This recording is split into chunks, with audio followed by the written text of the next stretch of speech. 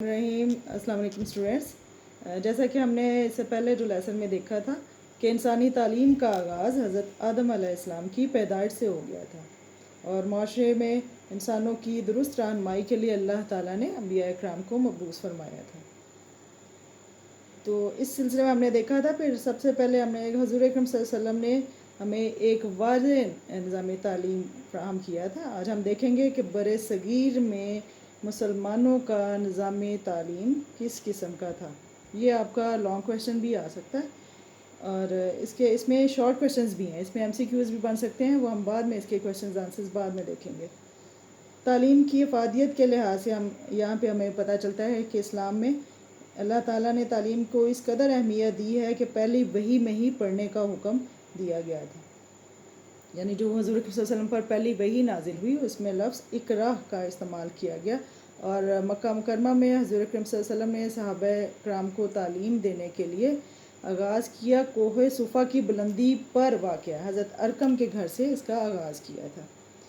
सुफ़ा दो तरह के हमें मिलते हैं, एक मदीना मुनव्वरा में एक मदरसा है और एक मक्का मुकरमा में। मक्का मुकरमा में कोहे सुफ़ा है, मतलब ये कि पहाड़ की चोटी पर ये कायम था, और मदीना मुनव्वरा में वो एक चबूतरे के जिक्र हमें मिलता है। ताहम यहाँ पे हज़रत अरकम के घर पे लोग छुप छुप कर तालीम हासिल करते थे और नबी करीम सल्लल्लाहु अलैहि वसल्लम ने यहाँ पे कुरान पाक खुद सिखाते थे और जो सहाबा किराम लिखना जानते थे, किताबें जिनको आती थी, वो आयात को लिख लेते थे। फिर मदीना मुनव्वरा में हमें ज़िक्र मिलता है हुज़ूर अकरम सल्लल्लाहु अलैहि वसल्लम ने बनाई मस्जिद नबवी। ठीक है, मस्जिद नबवी के हवाले से यहाँ पे एक चबूतरा बनाया था और उसको सुफ़ा कहा जाता है। यहाँ पे हुज़ूर अकरम सल्लल्लाहु अलैहि वसल्लम सहाबा किराम को कुरान पाक की और दीन की तालीम देते थे। अच्छा, इसे इस्लामी तारीख़ में पहला बाकायदा मदरसा भी कहा जाता है। ये एक अकामती मदरसा था, मतलब ये कि यहाँ पे इर्द गिर्द के जो सहाबा किराम तालीम के लिए हासिल करने के लिए आते थे, वो यहाँ पे कुछ दिन क़याम करके फिर वापस जाते थे, यहाँ पे ठहरते थे ताकि दूसरे इलाकों में जाके उस तालीम को वहाँ पे उसकी तबलीग भी कर सकें।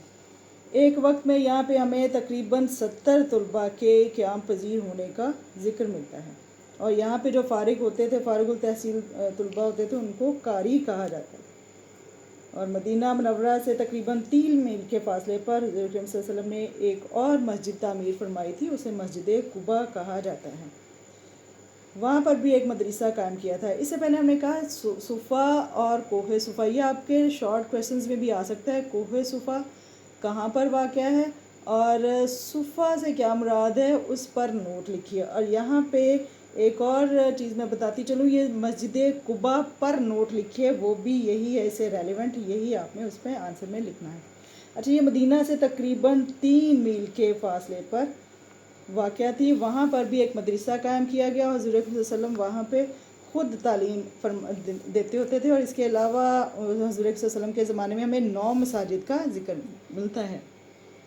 मदीना मुनव्वरा में 9 मसाजिद का ज़िक्र मिलता है। हुज़ूर अकरम सल्लल्लाहु अलैहि वसल्लम की दिलचस्पी इससे भी तालीम देने के हवाले से इससे भी साबित होती है कि तकरीबन 23 साल के अरसे में अरब के मुल्क में तालीमी इनकलाब बर्पा हो गया था। तकरीबन निस्फ से ज़्यादा आबादी ख़वानदा हो गई थी।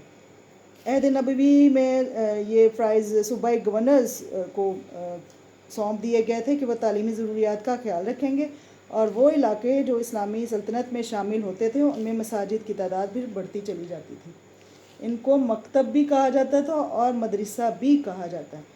इसमें कुरान पाक के अलावा तफसीर, हदीस, फ़िक़्ह, लुग़त, रियाज़ी, मंतक, इल्मुल कलाम, तिब वगैरह की तालीम भी दी जाती थी। इसके अलावा यहाँ पे ख़ास पेशे की तालीम दी जाती थी ताकि लोग बसरे रोज़गार हों और किसी पर बोझ ना बन सकें।